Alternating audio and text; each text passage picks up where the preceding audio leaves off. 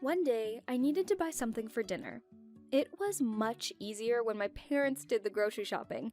Independent life is overrated. Okay, what do we have here?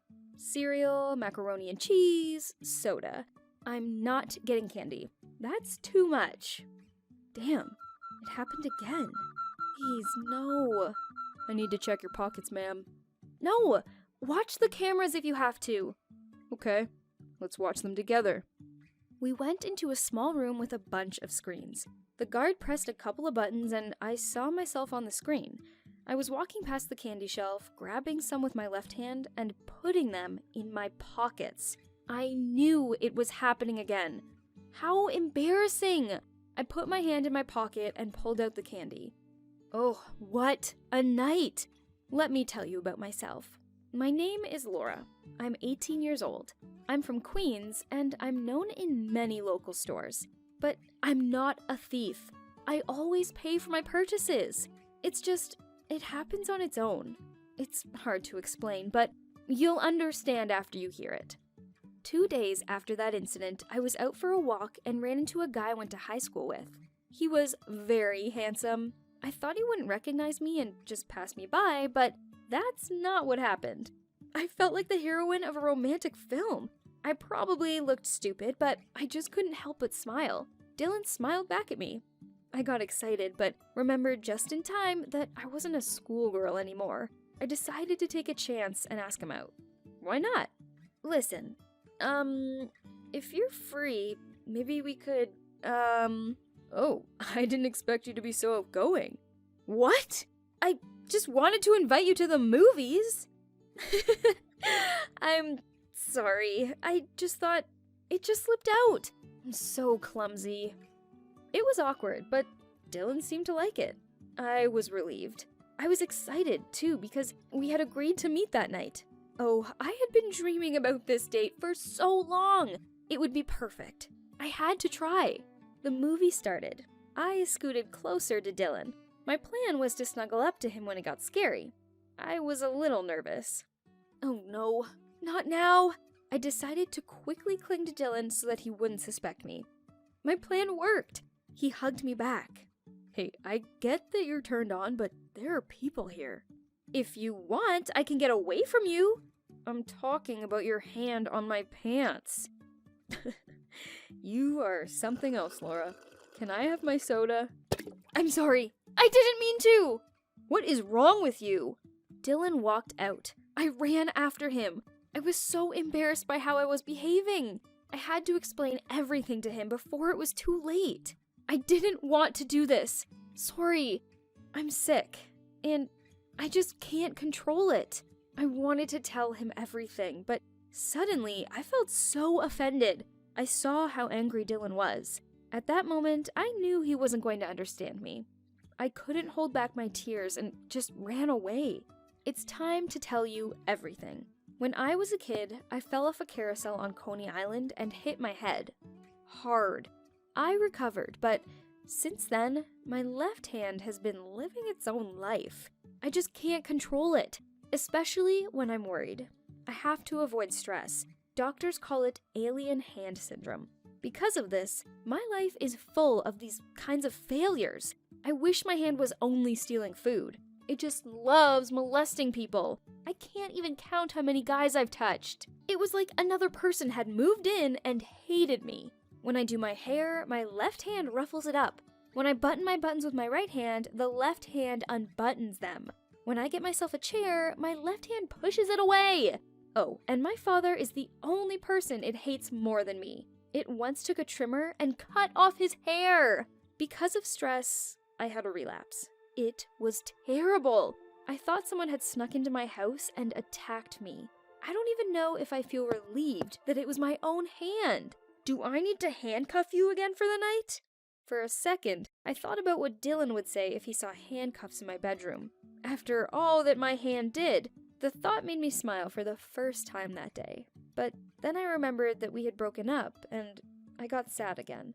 That night, there was a knock on my door. Who could it be? Dylan? My hand and I were very surprised. I quickly ran to open the door because I needed to apologize to him. I'm sorry that my hand accosted you on our first date. I told him everything, and I was worried in vain because Dylan really understood. It turned out that he had Googled the information from the card that I had given him all night. We decided to give each other a second chance. I had a great movie collection at home. This time, we chose comedy.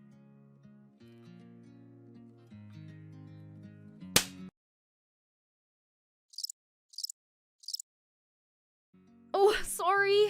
It's very jealous. Then I have to decide which one of you I choose. Hey, that's not fair. Oh, our relationship will definitely not be easy. But I am very grateful that Dylan has agreed to go through this with me. I'm glad that I was able to share my funny story with you. Thank you for listening.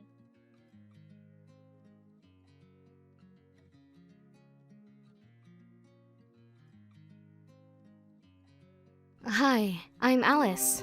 I'm 18 years old. If you were to meet my brother on the street, you wouldn't notice anything unusual about him. He's a tall, pretty, handsome 16-year-old boy. But if you had X-ray vision, you would be horrified, because inside his skull, where a brain should be, it's empty. It was a normal Sunday evening, and my parents and I were playing Monopoly. Kevin was 8 at the time. Suddenly, he fell to the floor and his whole body began to shake. That's when the nightmare began, and it continues to this day. Doctors diagnosed him with epilepsy. Worldwide, 1 in 15 people suffers from this disease, and it seemed fairly non-life-threatening. But as days passed, the number of seizures increased to 20, 30, and then 40 per day.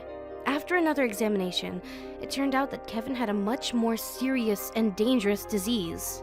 Ramesson encephalitis is a rare inflammation of the brain.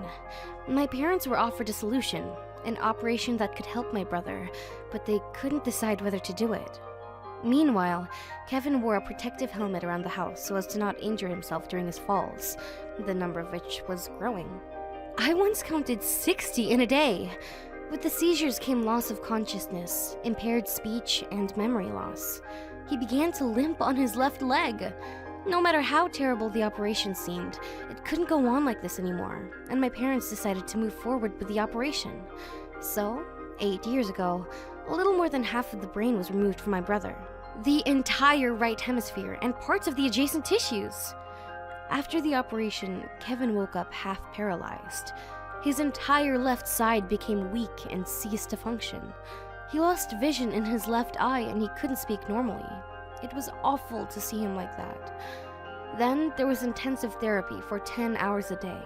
Doctors said that the human brain, especially the child's brain, is amazing, and over time, the left hemisphere should take on the functions that the right one used to do. We saw this prediction realized with our own eyes. It seemed like a miracle, but gradually the left side of his body began to work. The vision in his left eye was restored, and most importantly, he began to speak again. But everything turned out to be more complicated than we thought, because shortly after this joy, another shock awaited us. Kevin began asking us whether the operation was successful and when he could go home. He did this every day. It turns out that they had removed the part of Kevin's brain which was responsible for long-term memories. So, every morning when he'd wake up, he couldn't remember what had happened the day before. He could only remember events before the operation. New events seemed to be erased from his memory every night. My parents seemed crushed. I always bought fresh comics to the hospital, and Dad would read aloud to Kevin, but then I stopped buying new ones and just read the same one every day. Every day, it was as if he was hearing it for the first time. One day, when I was reading the comic for the 50th time, he suddenly finished a line for me. He even knew what was going to happen to the heroes next. His memory was returning. It took Kevin a little over a year to fully recover. His left hemisphere has been working properly for 2 years now. Yet, he's still not the same Kevin he once was. He has become very reserved and holds a lot of things in. He communicates with few people and spends more time alone reading, drawing, or writing in his journal. But none of that is important, because the main thing is that he is with us, albeit with only half a brain. Thank you for listening to my story and the story of my family. Wish us luck with my brother.